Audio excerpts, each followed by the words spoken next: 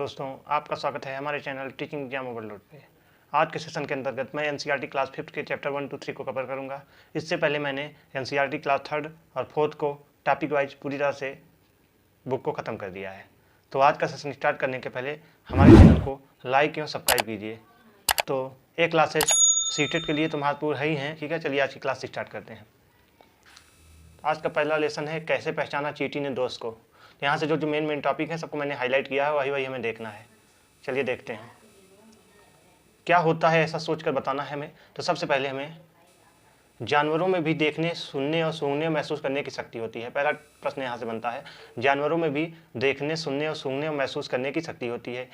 कोई जानवर मीलों दूर से शिकार को देख सकता है, कोई हल्की से हल्की आहट से भी सुन लेता है, कोई जानवर तो अपने साथी को सूंघ कर ढूंढ लेता है न जानवरों को भी अजब दुनिया होती है।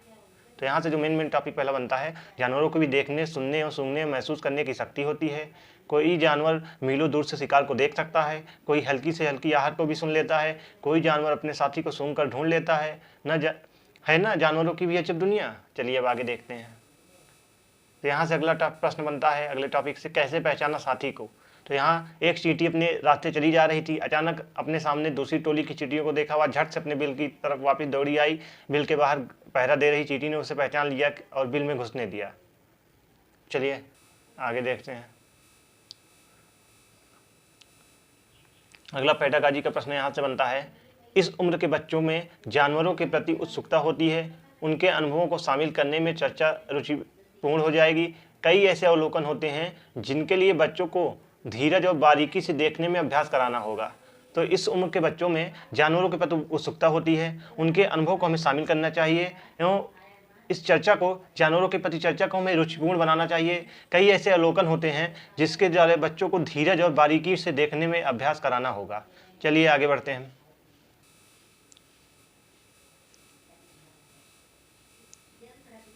बहुत साल पहले एक वैज्ञानिक ने इसी तरह के कई प्रयोग किए थे। वह इस नतीजे पर पहुंचे कि चींटियां चलते समय जमीन पर कुछ ऐसा छोड़ती हैं जिसे सूंघकर पीछे आने वाली चींटियों को रास्ता मिल जाता है।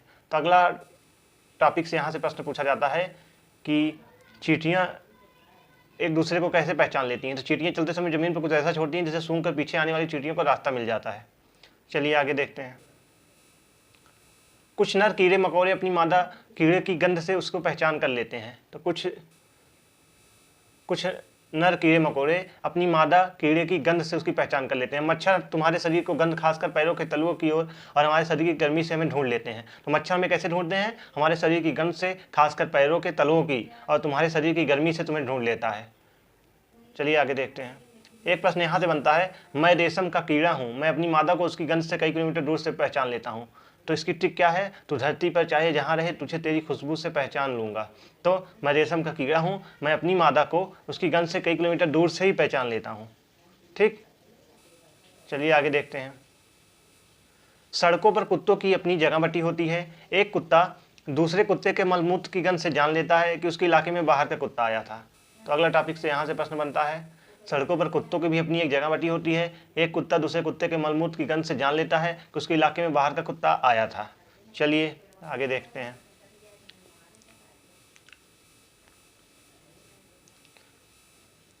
अगला पेडागॉजी का प्रश्न यहाँ से बनता है, सुशीला के उदाहरण में आम परिवारों के होने वाली एक स्थिति को दर्शाया गया है। चर्चा करके बच्चों की यह समझ बनाई जा सकती है कि अक्सर हम किसी गंध से तब ज़्यादा परेशान होते हैं जब हमारा मन उसको गंदा मानता है। अगर हम मन बना लें तो वही गंध उतना परेशान नहीं करती है।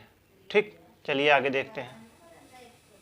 अगला प्रश्न, ज़्यादातर पक्षियों की आंखें उनके सिर के दोनों तरफ होती हैं। पक्षी एक ही समय में दो अलग अलग चीज़ों पर नज़र डाल लेते हैं। जब ये बिल्कुल सामने देखते हैं तब इनकी दोनों आंखें एक ही चीज़ पर होती हैं। तुमने देखा होगा कई पक्षी अपनी गर्दन बहुत ज़्यादा हिलाते हैं। जानते हो क्या, ज़्यादातर पक्षियों की आंखों की पुतली घूम नहीं सकती, वह अपनी गर्दन घुमाकर ही आसपास देखते हैं। तो यहाँ से जो प्रश्न बनता है, ज़्यादातर पक्षियों की आंखें उनके सिर के दोनों तरफ होते हैं। पक्षी एक ही समय में दो अलग अलग चीज़ों की नज़र डाल लेते हैं। जब वे बिल्कुल सामने देखते हैं तो उनकी दोनों आंखें एक ही चीज़ पर होती हैं। तुमने देखा ही होगा कई पक्षी अपने गर्दन बहुत ज़्यादा हिलाते हैं। तो जानते हो क्यों? ज़्यादातर पक्षियों की आंखों की पुतली घूम नहीं सकती, वे अपना गर्दन घुमाकर ही आसपास देखते हैं। ठीक, चलिए आगे देखते हैं। अगला पेडागॉजी का प्रश्न यहाँ से बनता है, जब दोनों आंखें एक ही चीज़ पर केंद्रित करते हैं तो उन्हें चीज़ की दूरी का एहसास होता है और जब अलग अलग चीज़ों पर केंद्रित करते हैं तो उनकी देखने का दायरा बढ़ता है। पक्षियों के सिर पर उनकी आंखों की स्थिति का अवलोकन करने से बच्चों को यह बात समझने में आसानी होगी। एक आंख बंद करके अपने साथी के एक्शन को देखकर बच्चों को यह अनुभव कराएं कि दोनों आंखों से देखने पर देखने के दायरे में अंतर आता है। तो यहाँ से यह तात्पर्य है कि जब पक्षी जब दोनों आंखें एक ही चीज़ पर केंद्रित करते हैं तो उन्हें चीज़ की दूरी का एहसास होता है। जब वो अलग अलग चीज़ों पर केंद्रित करते हैं उनको देखने का दायरा बढ़ता है। तो ऐसे पक्षियों के सिर पर उनकी आंखों की स्थिति का अवलोकन करने से बच्चों को यह बात समझने में आसानी होगी कि एक आंख बंद करके अपने साथी को देखने से बच्चों को यह अनुभव कराना चाहिए कि दोनों आंखों से देखने पर देखने के दायरे में अंतर आता है। अगर हम एक आंख से देखेंगे तो एक तरफ केंद्रित होकर, दो आंख से देखेंगे हम दोनों तरफ देख सकते हैं, इधर उधर पक्षी दोनों आंखें अपने इधर उधर करके देख सकते हैं। क्या हम भी देख सकते हैं? ऐसा बच्चों को सोचना चाहिए। पक्षी कैसे देख लेते हैं, पक्षी अपना सर पूरा कैसे घुमा लेते हैं, ये सब बातों को बच्चों को हमें अवलोकन करना चाहिए ताकि उनके बारे में समझ विकसित की जा सके। चलिए आगे देखते हैं। चीलबाज और गीध। चीलबाज गीध जैसे पक्षी हमसे 4 गुना ज़्यादा दूर से देख पाते हैं। जो चीज़ें हमें 2 मीटर की दूरी से दिखाई पड़ती हैं वही चीज़ ये पक्षी 8 मीटर की दूरी से देख लेते हैं। तो चीलबाज और गिद्ध जैसे पक्षी हमसे 4 गुना ज़्यादा दूर से देख पाते हैं। जो चीज़ें हमें 2 मीटर की दूरी से दिखाई पड़ती है वही चीज़ें पक्षी 8 मीटर की दूरी से देख लेते हैं। चलिए आगे देखते हैं। मज़ेदार बात, जैसे हम इतने सारे रंग दिखाई देते हैं उतने रंग जानवरों को दिखाई नहीं देते हैं। देखो इन जानवरों के चित्र कैसे दिखाई देंगे, आइए देखते हैं। आमतौर पर माना जाता है कि दिन में जागने वाले जानवर कुछ रंग देख पाते हैं जबकि रात में जागने वाले जानवर हर चीज को सफेद या काला देखते हैं। ठीक, आमतौर पर यह माना जाता है कि दिन में जागने वाले जानवर कुछ रंग देख पाते हैं, रात में जागने वाले जानवर हर चीज को सफेद और काली ही देखते हैं। चलिए आगे देखते हैं।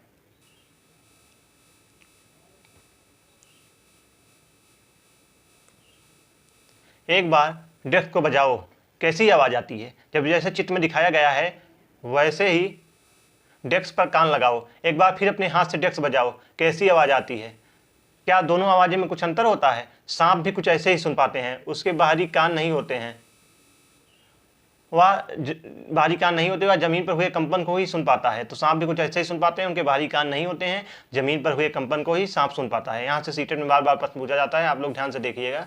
चलिए, बहुत इंपॉर्टेंट क्लास है बिहार शिक्षक बहाली के लिए और सीटेट के लिए तो इंपॉर्टेंट है ही, उसके साथ साथ बिहार शिक्षक बहाली में बहुत इंपॉर्टेंट है क्योंकि उसमें भी एनसीईआरटी 6 to 10 से प्रश्न बनते हैं, सारा पूछा जाता है। तो अगर जो बिहार शिक्षक बहाली की भी तैयारी करना चाहते हैं तो हमारे चैनल को सब्सक्राइब कर लीजिए। हमारे चैनल पर बिहार शिक्षक बहाली और सीटेट की एनसीईआरटी का संपूर्ण निचोड़ कराया जा रहा है, तो आप लोग हमारे चैनल के साथ जुड़ सकते हैं। चलिए आगे देखते हैं। आवाज़ें अलग अलग। जंगल में ऊंचे पेड़ पर बैठा लंगूर पास आती मुसीबत जैसे शेर चीता को देखकर एक खास आवाज़ निकालकर अपने साथियों को संदेश देता है। इस काम के लिए पक्षी भी खास आवाज़ें निकालते हैं। तो यहाँ से जो मेरा पहला टॉपिक बनता है, जंगल में, जैसे आपको फिगर में दिखाया गया है कि जंगल में ऊंचे पेड़ पर बैठा लंगूर पास आती मुसीबत, जब कोई मुसीबत आती है तो ऊंचे पेड़ पर बैठा लंगूर जैसे शेर चीता को देखकर एक खास आवाज़ निकालता है, अपने साथियों को संदेश देता है। उनके साथी समझ जाते हैं कोई मुसीबत आने वाली है और चेतावनी दे देते हैं और सतर्क हो जाते हैं। चलिए आगे देते हैं। कुछ पक्षी भी अलग अलग खतरों के लिए अलग अलग आवाज़ें निकालते हैं। जैसे उड़कर आने वाले दुश्मन के लिए एक तरह की आवाज़, उड़कर आने वाले पक्षियों की आवाज़ें निकालते हैं। जैसे उड़कर आने वाले दुश्मन के लिए एक तरह की आवाज़ और ज़मीन से चलकर आने वालों के लिए दूसरी तरह की आवाज़। मछलियाँ खतरे की चेतावनी एक दूसरे को बिजली तरंगों से देती हैं। मछलियाँ भी खतरों की चेतावनी एक दूसरे को बिजली तरंगों से देती हैं। कुछ जानवर तूफान या भूकंप में आने से कुछ समय पहले अजीब हरकतें करने लगते हैं। जो लोग जंगल में रहते हैं और जानवरों के इस व्यवहार को समझते हैं वह जान लेते हैं कि भूकंप आने वाला है या कुछ अनहोनी होने वाली है। तो मछलियाँ खतरे की चेतावनी देती हैं, एक दूसरे को बिजली तरंगों से देती हैं। कुछ जानवर तूफान या भूकंप आने से कुछ समय पहले अजीब हरकतें करने लगते हैं। जो लोग जंगल में रहते हैं और जानवर के इस व्यवहार को समझते हैं वह जान लेते हैं कि भूकंप आने वाला है। जैसे कि आदिवासी लोग होते हैं, जब जंगल में रहते हैं तो अचानक जानवरों का बर्ताव देखकर समझ जाते हैं कोई बड़ा तूफान आने वाला है, वहाँ छोड़ के चले जाते हैं, उन्हें पता चल जाता है। चलिए आगे देखते हैं। जैसा कि इसमें बताया भी गया है, सन 2004 दिसंबर में आए सुनामी में कुछ समय पहले जानवरों के अजीब व्यवहार को, उनके द्वारा की गई चेतावनी भरी आवाज़ों को अंडमान की एक खास आदिवासी जाति समझ गई थी। उन्होंने वह इलाका खाली कर दिया। इस प्रकार इस जाति के लोग सुनामी के कहर से अपनी जान बचा पाए थे। तो जैसा कि सन 2004 में जो सुनामी आई थी दिसंबर में, कुछ समय पहले ही जानवरों ने अजीब व्यवहार करना चालू कर दिया था, जिसे देखकर वहाँ अंडमान में खास आदिवासी रहती थी जो समझ गई कि यहाँ कोई बड़ा तूफान या सुनामी आने वाली है। तो वहाँ से जगह छोड़कर चले गए थे और सबने अपनी जान बचा ली थी। चलिए आगे देखते हैं।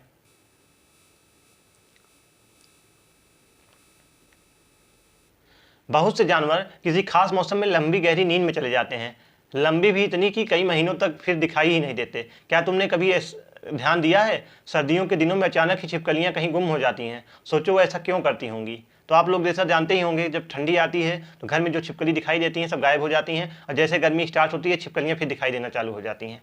चलिए, तो ऐसा क्यों होता है, ऐसा हमें बच्चों से प्रश्न करना चाहिए, उसके बारे में बच्चों को बताना चाहिए। तो आगे देखते हैं। पाठ में कुछ जानवरों के उदाहरण दिए गए हैं जिनमें उनकी संवेदनशीलता ज्ञानेंद्रियों की बात की गई है, पर इस शब्द का इस्तेमाल नहीं किया गया है। अन्य और जानवरों के ऐसे व्यवहार के बारे में जानने के लिए बच्चों को अखबार पढ़ने व टीवी पर उपयुक्त कार्यक्रम देखने के लिए हमें प्रेरित करना चाहिए। तो पाठ में कुछ जानवरों के उदाहरण दिए गए हैं जिनमें हमें उनकी संवेदनशीलता ज्ञानेंद्रियों की बात की गई है, पर इस शब्द का इस्तेमाल नहीं किया गया है। तो बच्चों को हमें जानवरों के ऐसे व्यवहार के बारे में जानने के लिए बच्चों को अखबार पढ़ने के लिए और टीवी और उपयुक्त कार्यक्रम देखने के लिए बच्चों को प्रेरित करना चाहिए। चलिए आगे देखते हैं।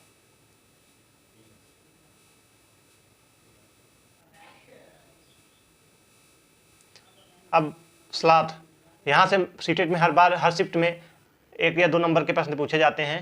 ये भालू जैसे दिखते हैं पर भालू नहीं है। ये दिन के करीब 17 घंटे पेड़ों से उल्टे लटक कर मस्ती में सोते हैं। ये जिस पेड़ पर रहते हैं उसी के पत्ते खाकर पलते हैं, इसलिए इन्हें कहीं और जाने की ज़रूरत नहीं पड़ती है। जब ये पेड़ के सारे पत्ते खा लेते हैं तब वह पास के पेड़ पर जाते हैं। लगभग 40 वर्ष के अपने जीवन में मुश्किल से 8 पेड़ों पर घूमने की तकलीफ उठाते हैं। ये सप्ताह में एक बार ही शौच करने के लिए पेड़ से नीचे उतरते हैं। तो जैसा कि इसमें बताया गया है फिगर में, आप लोग देख रहे होंगे, यहाँ से इंपॉर्टेंट है, ये भालू जैसे दिखते हैं पर भालू नहीं होते हैं। ये दिन के करीब 17 घंटों पेड़ों के उल्टे, भालू जैसे दिखते हैं पर भालू नहीं होते हैं। दिन करीब के 17 घंटों पेड़ से उल्टे सिर लटक कर मस्ती में सोते हैं। ये जिस पेड़ पर रहते हैं उसी के पत्ते खाकर पलते हैं, इसलिए इन्हें कहीं और जाने की जरूरत भी नहीं होती है। जब वे अपने पेड़ के सारे पत्ते खा लेते हैं तभी वे पास के पेड़ पर आते हैं। लगभग 40 वर्ष के अपने जीवन में मुश्किल से 8 पेड़ों पर घूमने की तकलीफ उठाते हैं। ये सप्ताह में एक बार ही सोच के लिए पेड़ से नीचे उतरते हैं। तो यहाँ से हर बार सीटेट में 1 से 2 नंबर का प्रश्न बनता है, तो आप लोग अच्छे से समझिएगा। चलिए आगे बढ़ते हैं। जैसा कि यहाँ आपको फिगर में दिखाया गया है, स्लॉथ का जगना, छिपकली के बारे में, तो हमें बच्चों से चर्चा करना चाहिए कौन से जानवर कितने घंटे सोते हैं, इस पर हमें बच्चों से चर्चा करनी चाहिए। ठीक, जानवरों के सोने और जगने के समय को 24 घंटे की घड़ी में बताकर बच्चे तिहाई, चौथाई आदि की समझ का उपयोग करेंगे। ठीक, अब बाघ के बारे में बात करते हैं।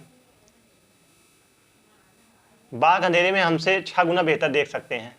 तो बाघ अंधेरे में हमसे 6 गुना बेहतर देख सकते हैं। बाघ की मूछें हवा में कंपन को भांप लेती है और उसे शिकार की बिल्कुल सही स्थिति का पता चल जाता है। इससे इन्हें अंधेरों में रास्ते ढूंढने में भी मदद मिलती है। तो बाघ की जो मूछें होती हैं हवा में हुए कंपन को भांप लेती हैं और उसे शिकार की बिल्कुल सही स्थिति का पता चल जाता है। इससे इन्हें अंधेरे में रास्ता ढूंढने में मदद मिलती है। वहीं बाघ अपने इलाके में मूत्र करके अपनी गंध छोड़ते जाते हैं। यह इलाका कई किलोमीटर बड़ा हो सकता है। एक बाघ किसी दूसरे बाघ के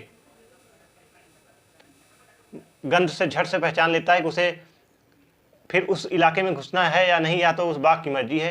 तो बाघ अपने इलाके में मूत्र करके अपनी गंध छोड़ते जाते हैं। या इलाका कई किलोमीटर बड़ा भी हो सकता है। एक बाघ किसी दूसरे बाघ के मूत्र की गंध को झट से पहचान लेता है, फिर उस इलाके में घुसना है या नहीं, या उस बाघ पर मर्जी होती है। चलिए आगे देखते हैं।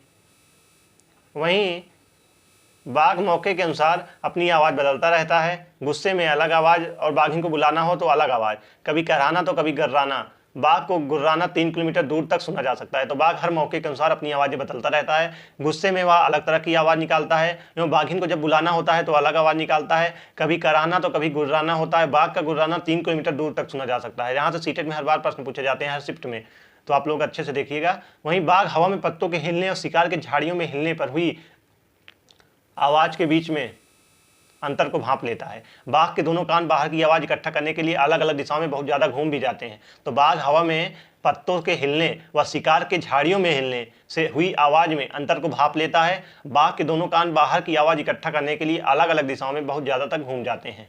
चलिए आगे बढ़ते हैं। बाघ इतना सतर्क जानवर होता है, लेकिन इसके बावजूद आज वह खतरे में है। सोचो जंगल में बाघ को किस चीज़ों का खतरा होगा। क्या हम भी जानवरों के लिए खतरा बन रहे हैं? कैसे? क्या तुम जानते हो, हाथी को उसके दांतों और गेंडे को सींग, शेर, मगरमच्छ और सांप को उसकी खाल के लिए मार दिया जाता है। कस्तूरी हिरन को थोड़ी सी खुशबू के लिए मारा जाता है। जानवरों को मारने वाले लोगों को शिकारी कहते हैं। चलिए आगे देखते हैं। हमारे देश में बाघ और अन्य हमारे देश में बाघ और कई जानवरों की गिनती इतनी कम हो गई है कि इनके लुप्त हो जाने का खतरा बढ़ रहा है। हमारे देश की सरकार इन्हें बचाने के लिए बहुत से जंगलों में सुरक्षा दे रही है, जैसे उत्तराखंड का जिम कॉर्बेट नेशनल पार्क और राजस्थान के भरतपुर जिले में घाना नेशनल पार्क। इन जंगलों में जानवरों का शिकार मना है, यहाँ लोग जानवरों या जंगल को कोई नुकसान नहीं पहुँचा सकते हैं। चलिए आगे देखते हैं। अगला प्रश्न यहाँ से बनता है पेडागाजी का, बाघ व अन्य जानवरों की संख्या कम होने के कारणों पोचिंग जंगलों का विनाश आवाज बनाने के लिए जंगलों में आग चर्चा करने से बच्चे बाघ में दी गई जानकारी को समझ सकेंगे। तो बाघ व अन्य जानवरों की संख्या कम होने के कारणों के लिए हमें पोचिंग या जंगलों का विनाश आवाज बनाने के लिए जंगलों में आग पर चर्चा करने से बच्चे बाघ में दी गई जानकारी को समझ सकेंगे। चलिए आगे देखते हैं।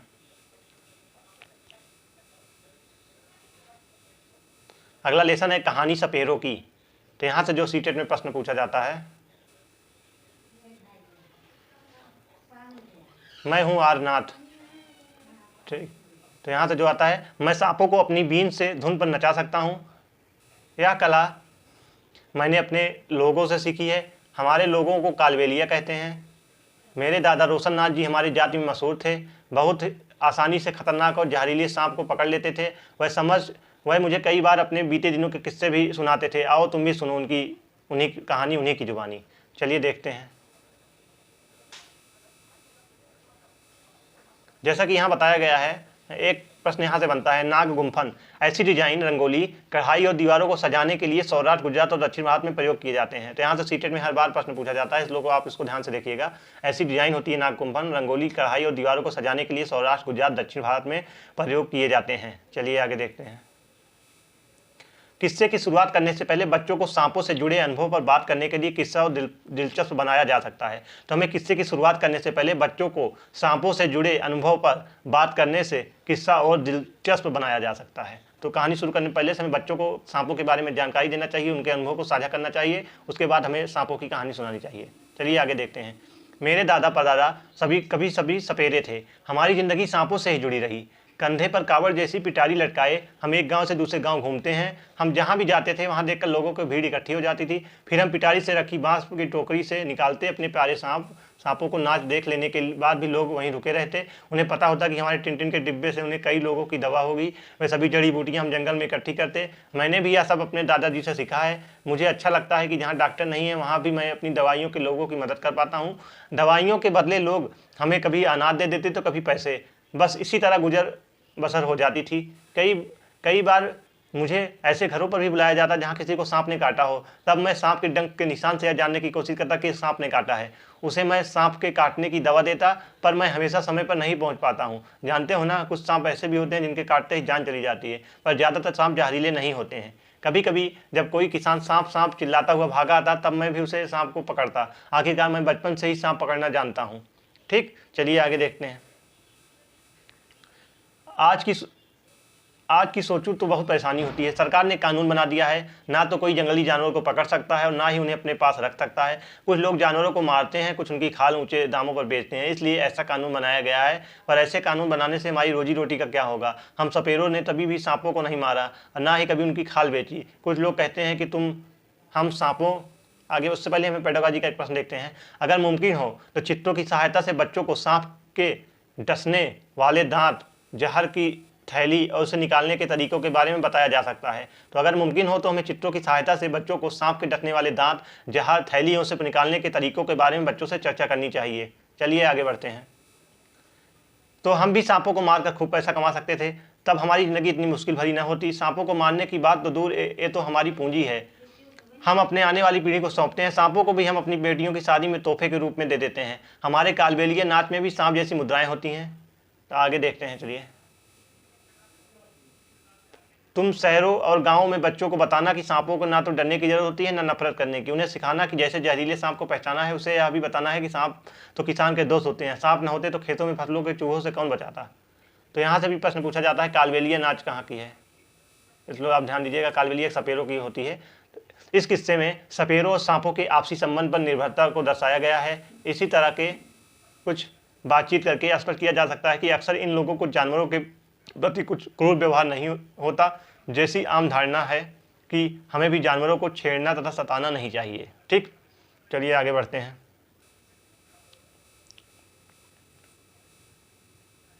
क्या तुम जानते हो हमारे देशों में से केवल 4 तरह के सांप ही जहरीले होते हैं, जिसमें से नाग, कुरैद, दुबैया, अफाई। जैसे अफाई है, नाग है, कुरैद और दुबैया है।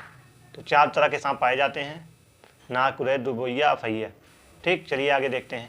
जानवरों पर पहेलियां, क्रॉस कार्ड बनवाएं तथा उन पर जानकारी इकट्ठी करवाएं और चर्चा करना चाहिए हमें बच्चों से।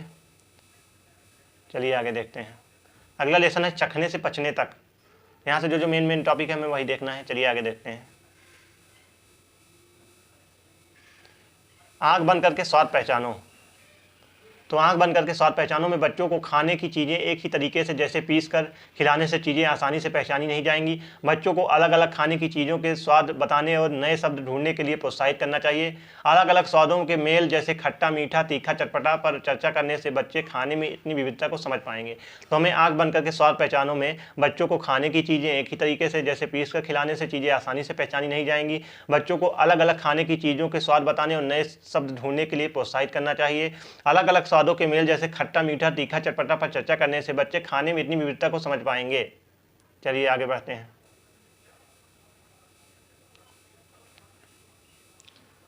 मुमकिन है कि बच्चे बिल्कुल ठीक जगह न बता पाएं कि जीभ के कौन से हिस्से में कौन सा स्वाद का पता चलता है। ठीक, चलिए आगे देखते हैं। अगले पृष्ठ पर बच्चों को अपने शरीर में खाने के रास्ते का चित्र बनाकर दिखाने का उद्देश्य उन्हें पाचन तंत्र बताना नहीं है। कोशिश करें कि बच्चे अपने खुद के विचार बताएं, उनका चित्र बनाएं। बच्चों की कल्पना शक्ति को प्रोत्साहित करना चाहिए जिससे उन्हें ज्ञान सृजन के मौके मिलें। हमें हमेशा बच्चों को मौका या पूरा अवसर देना चाहिए। उन्हें एक दूसरे के चित्र देखकर उन पर चर्चा करने के लिए हमें हमेशा बच्चों को प्रोत्साहित करना चाहिए। चलिए आगे बढ़ते हैं।